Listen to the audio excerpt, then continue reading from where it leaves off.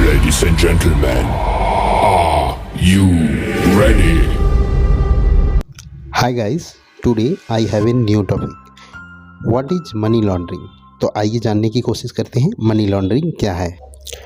Money laundering, हम money laundering शब्द रोज़ सुनते और पढ़ते हैं, कभी टीवी में तो कभी अखबार में या कभी रेडियो पे भी हम लोगों ने सुना है, लेकिन हम कभी इस शब्द के विषय में जानने का प्रयास नहीं करते। ये शब्द सुनने और समझने में कठिन लगता है। ऐसे में ज़रूरत है आसान भाषा में इस शब्द का अर्थ जानना।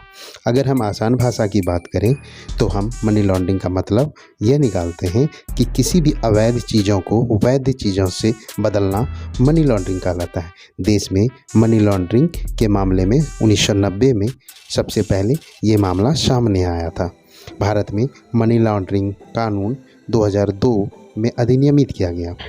वैसे तो भारत में मनी लॉन्ड्रिंग कानून 2002 में अधिनियमित किया गया था।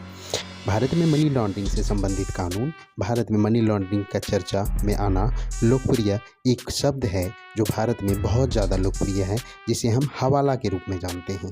भारत में मनी लॉन्ड्रिंग कानून 2002 में अधिनियमित किया गया था, लेकिन 2013 को राष्ट्रपति की अनुमति मिली थी और यह कानून 15 फरवरी से लागू हो गया था। और हम यह भी कह सकते हैं कि काले धन को वैध तरीके से बनाए गए या कमाए गए धन के रूप में दिखाना ही मनी लॉन्ड्रिंग कहलाता है। मनी लॉन्ड्रिंग अवैध रूप से प्राप्त धनराशि को छुपाने का एक तरीका भी है। मनी लॉन्ड्रिंग के माध्यम से धन ऐसे कामों या निवेश में लगाया जाता है जहां जांच करने वाली एजेंसी भी धन के मुख्य सोर्स का पता नहीं लगा पाती। जो व्यक्ति धन की हेराफेरी करता है उसको लॉन्डर कहते हैं। मनी लॉन्ड्रिंग में अवैध माध्यम से कमाया गया काला धन सफ़ेद होकर अपने असली मालिक के पास वैध रूप में लौट जाता है। मनी लॉन्ड्रिंग की 3 प्रक्रिया होती है: प्लेसमेंट, लेयरिंग और इंट्रीगेशन।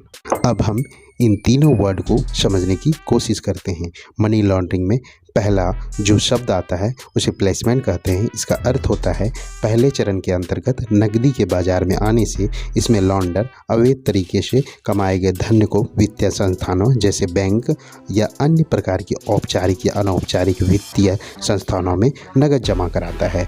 अब दूसरा वर्ड जिसे हम लेयरिंग कहते हैं। मनी लॉन्ड्रिंग में दूसरा चरण लेयरिंग धन छुपाने से संबंधित है। इसमें लॉन्डर बुक ऑफ अकाउंटिंग में गड़बड़ी करके और अन्य संदिग्ध लेन देन करके अपनी असली आय को छुपा लेता है। लॉन्डर धनराशि को निवेश के साधनों जैसे बॉन्ड, स्टॉक, ट्रैवल चेक्स या विदेशों में अपने बैंक खातों में जमा करा देता है। यह खाता अक्सर ऐसे देश की बैंकों में खोला जाता है जो कि मनी लॉन्ड्रिंग विरोधी अभियानों में सहयोग नहीं करते। तीसरा वर्ड आता है इंट्रीगेशन का। यह मनी लॉन्ड्रिंग प्रक्रिया का अंतिम चरण होता है। इस प्रक्रिया के माध्यम से बाहर भेजा पैसा या देश में खपाया गया पैसा लॉन्डर के पास वैध रूप में वापस आ जाता है। ऐसे धन अक्सर किसी कंपनी में निवेश या अचल संपत्ति खरीदने, लग्जरी सामान खरीदने आदि के माध्यम से वापस आता है।